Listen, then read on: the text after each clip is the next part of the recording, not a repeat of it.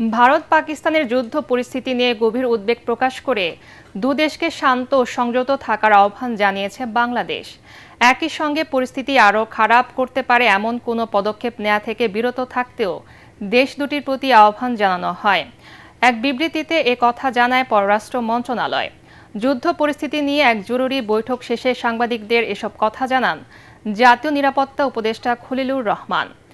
বৈঠকে তথ্য, শিল্প, নিরাপত্তা, পররাষ্ট্র উপদেষ্টা সহ অ্যাটর্নি জেনারেল উপস্থিত ছিলেন।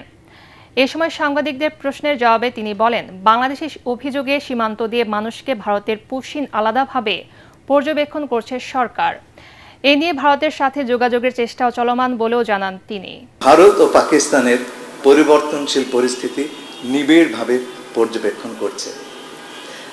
বাংলাদেশ পরিস্থিতি নিয়ে গভীর উদ্বেগ প্রকাশ করে এবং উভয় দেশকে শান্ত থাকার, সংযত থাকার এবং পরিস্থিতি আরও খারাপ করতে পারে এমন কোনো পদক্ষেপ নেওয়া থেকে বিরত রাখার আহ্বান জানাচ্ছে।